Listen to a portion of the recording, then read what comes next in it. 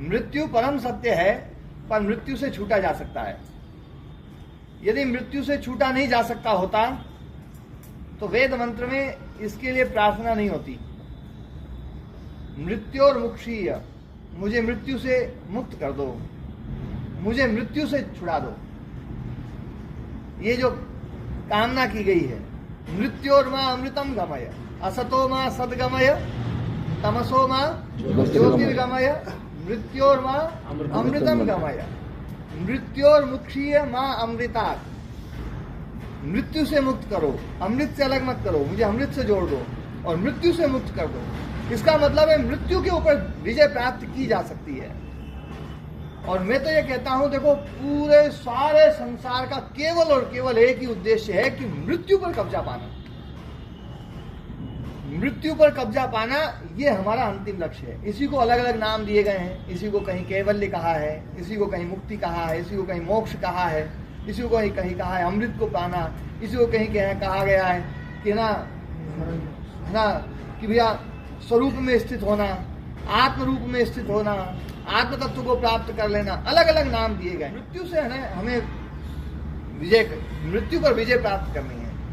और मृत्यु पर विजय प्राप्त जो ना मृत्यु को समझ करके ही हो सकती है।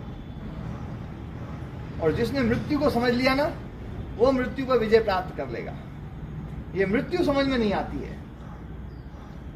हमें जो है वो एक कहानी है छोटी सी कि एक फकीर किसी गांव के बाहर रहता था। कोई 2-3 राहगीर वहां से गए उस गांव का रास्ता पूछने के लिए। बोले भैया बस्ती का रास्ता पता करना है। और वो जब रास्ता पूछने के लिए गए तो महाराज ने देखा, महाराज को देखा उन तीनों ने। बोले यार महाराज तो पागल जैसा लग रहा है, इससे पूछो ही मत, कहीं भटका देगा। लेकिन तुम तीनों में एक ने कहा बोले यार अब कोई और तो है नहीं, महाराज से पूछ लो, बता देगा, रास्ता तो बता ही देगा बस्ती का। तो जाके पूछा, उन्होंने कहा बोले भैया देखो बस्ती में जाना है ना, तो देखो एक काम करना, सीधे जाना और उल्टे हाथ में चले जाना, बस्ती पहुंच जाओगे। सीधे हाथ में मत चले जाना, नहीं तो मरघट पहुंच जाओगे। बोले जी हमें तो मरघट जाना ही नहीं। बोले पक्का? बोले हाँ पक्का, मरघट नहीं जाना, बस्ती जाना है। बोले बस्ती जाना है तो उल्टे हाथ में जाना, सीधे हाथ में मरघट आएगा। अब वो गए, आगे रास्ता भी आ गया, 2 रास्ते आ गए। तीनों ने कहा बोले यार महाराज ने बताई तो सही बात है, 3 रास्ते 2 रास्ते आगे, उल्टे हाथ में गए। देखो जाकर के थोड़ी देर में मरघट पे पहुंच गए, शमशान पे। बोले यार महाराज ने कहा था बस्ती आएगी, ये तो मरघट पे पहुंचा दिया। वहां कोई आदमी मिल गया, बोले भैया शमशान बस्ती का रास्ता किधर? बोले तुम यार उल्टे हाथ में मुड़ गए, सीधे हाथ में मुड़ते तो बस्ती पहुंच जाते। बोले महाराज ने गड़बड़ किया। वो तीनों बड़े गुस्से में वापस आए। बोले बस्ती बाद में जाएंगे, पहले महाराज से हिसाब करें। महाराज से हिसाब करने में बड़ा मजा भी आता है। तो महाराज के पास गए।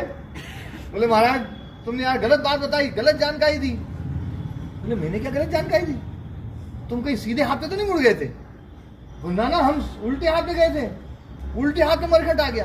बोले हो ही नहीं सकता, उल्टे हाथ पे तो बस्ती है, सीधे हाथ पे मरघट है। तुम सीधे हाथ पे गए होंगे तो मरघट पहुंचे होंगे, उल्टे हाथ पे गए होंगे तो बस्ती पहुंचे होंगे। बोले महाराज वो मरघट था।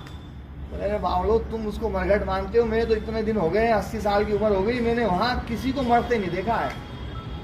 वहां तो जो गया है ना परमानेंट बस गया है। मैंने वहां बस्ती देखे लोग, और जिसको तुम बस्ती कह रहे हो वहां से रोज कोई ना कोई मरता है। हर साल में मेरे कितने लोग मर जाते हैं, उसको तुम बस्ती कह रहे हो। तो वास्तव में जो मृत्यु को समझ लेता है ना, अभी हम मृत्यु को नहीं समझे हैं, इसलिए हम बस्ती को जो है ना मरघट समझते हैं, मरघट को बस्ती समझते हैं। जहां लोग मर रहे हैं उसको बस्ती समझ रहे हैं। तो मृत्यु को समझा जाए और मृत्यु पर विजय प्राप्त की जाए। वो भी मृत्यु से भयभीत रहती है, मृत्यु से बचने की कोशिश करती है। और बड़े से बड़ा हाथी भी मृत्यु से डरता है, शेर भी मृत्यु से डरता है। बड़े से बड़ा पराक्रमी जीव जो है, बलशाली, या किसी ऊंचाई से एकदम गिरते गिरते बचे, या ऐसी जगह पर खड़े थे बस मृत्यु एकदम से निकल गई हो ऐसा लगा। ऐसे सबके जीवन में कभी न कभी ऐसी चीजें घटती हैं, तो एकदम से लगता है कि हाँ मृत्यु का भय भीतर है तो शरीर, और बहुत तगड़ा बैठा हुआ है। एकदम से आदमी भयभीत होता है मृत्यु से, मृत्यु को लेकर के। पर मृत्यु है क्या चीज?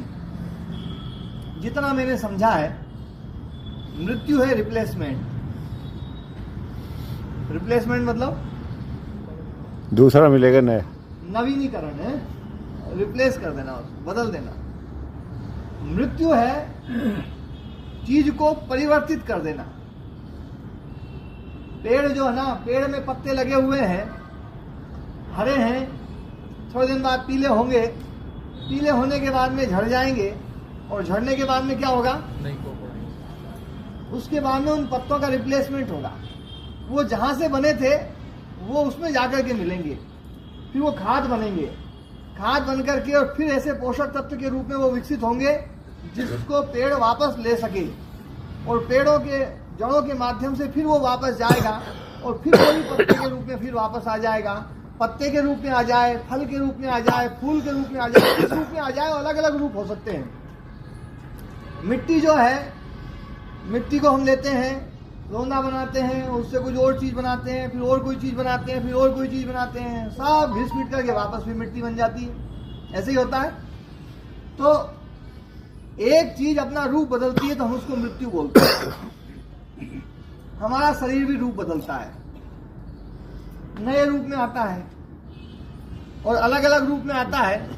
तो जब पहला रूप छूटता है तो हम उसे बोलते हैं मृत्यु, दूसरे रूप में वापस पहुंचता है तो हम उसे बोलते हैं जन्म। जन्म और मृत्यु ये दो अंधेरे हैं। हमारे गुरुजी कहते थे दो अंधेरे हैं, जन्म से पहले अंधेरा और मृत्यु के बाद अंधेरा। अभी आपको कुछ नहीं पता कहाँ खड़ा, उसके बाद में क्या होगा, तो अंधेरा है। दो अंधेरों के बीच में एक जलता हुआ दिया जो है ना, वो जीवन है। दो अंधेरों के बीच में जलता हुआ एक दिया, जलती हुई एक चिराग जो है, वो जीवन है। अब ये जो रूप बदलता है, ये किसका बदलता है?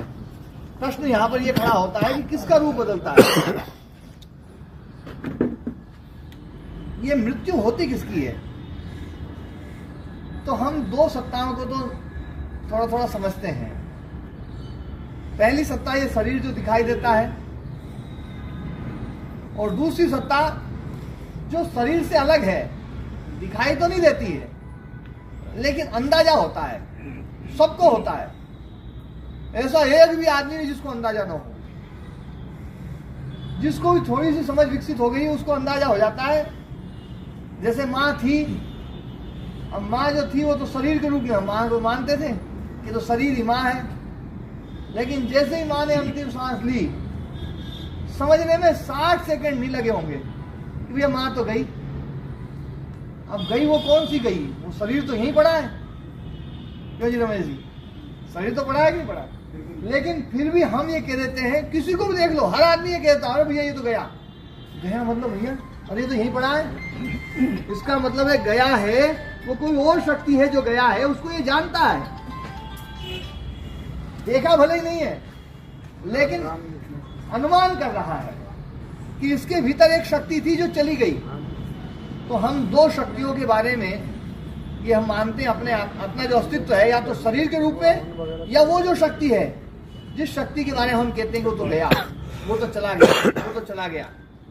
तो ये जो दोनों शक्तियां हैं, उनके ऊपर, दोनों के ऊपर यदि हम चिंतन करें कि कौन सी शक्ति जो है वो हम हैं, शरीर की शक्ति या भीतर वाली शक्ति, तो हम देखेंगे कि शरीर तो हम नहीं है। शरीर तो हम, ये पक्का है ना, क्योंकि ये बदलता है, फिर भी हमें ऐसा लगता नहीं कभी कि हम बदल गए। क्यों जी, आपको कभी लगा कि रमेश जी जो है ना, पहले वाले रमेश जी नहीं है, वो कोई दूसरे थे, ये कोई दूसरे, ऐसा कभी लगा?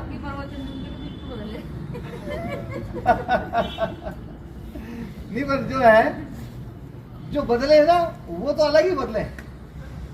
पर ये जो शरीर है ना, ये शरीर तो वो का वही है ना, ये तो नहीं बदला ना, शरीर तो वो का वही है। क्यों जी, आपको कभी लगा है? हाँ जी, आपको कभी लगा कि ये बदल गई, शरीर अलग हो गया है? जैसी विवाह के समय थी वैसी अभी ये नहीं है, और ना आप वैसे हैं। ये बिल्कुल यथार्थ सत्य है। हर आदमी का शरीर बदल रहा है, बदल रहा है, बदल रहा है।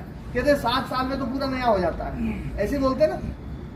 7 साल में ये पूरी बॉडी नहीं हो जाती, एक भी कोशिका पुरानी नहीं रहती है, यही कहते हैं। लेकिन फिर भी हमें ऐसा लगता है कि नहीं, ये तो वही के वही है, ये पहले वाले हैं।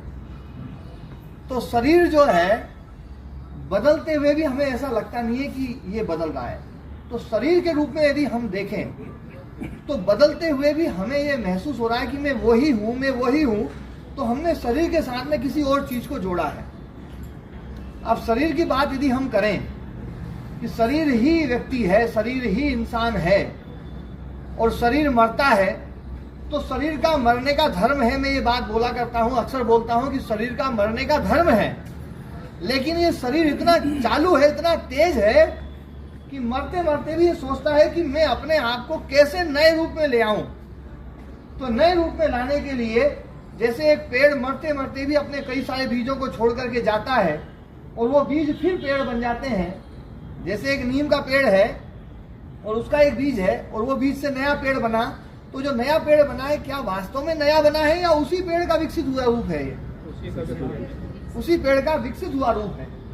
ऐसे ही जो संतान है ये नई बनी है या ये माता पिता का ही शरीर इस रूप में विकसित हुआ है? माता पिता का शरीर है ना। आज आप सब जो बैठे हुए हैं, आप बैठे तो माता जी का ही तो शरीर इस रूप में आकर के बैठे हैं और फिर आपने और नए शरीर विकसित कर दिए हैं, तो उसमें भी तो माँ का ही अंश है। तो वास्तव में देखा जाए तो शरीर वास्तव में मरता ही नहीं है। देखा जाए तो शरीर को ही माने अपन, तो शरीर तो मर ही नहीं रहा है। शरीर तो नए नए रूप में विकसित हो रहा है, नए नए रूप में जाता जा रहा है, नए नए रूप में जाता जा रहा है, नए नए रूप में जाता जा रहा है। ये मर ही नहीं रहा है। एक बात बताओ, हमारा जो ये शरीर है, यदि हम सृष्टि को ये माने कि 1,96,8,53,124 वर्ष जो है, इतने साल हो गए हैं, तो इतने साल हो गए हैं हमारा जो शरीर है और हमारे पिताजी का, फिर उनके पिताजी का, फिर उनके पिताजी का, तो बीच में कहीं नया बना था या शुरू से ही चला आ रहा है? हाँ जी, क्या मानते हो जी? क्यों जी प्रधान जी? पहला ही आ रहा है, चला ही आ रहा है ना। तो इतने सालों से शरीर खत्म नहीं हुआ, आगे कैसे खत्म हो जाएगा?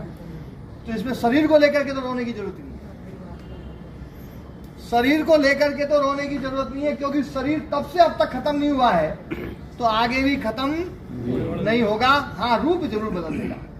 माता पिता बच्चों के रूप में अपने रूप को बदलेंगे, बच्चे पोतों के रूप में, पोते परपोते के रूप में, और यही शरीर चलता चला जाएगा। शरीर नहीं बदलेगा, जीन्स वो का वही रहेगा, डीएनए वो का वही रहेगा। ऐसे ही है ना।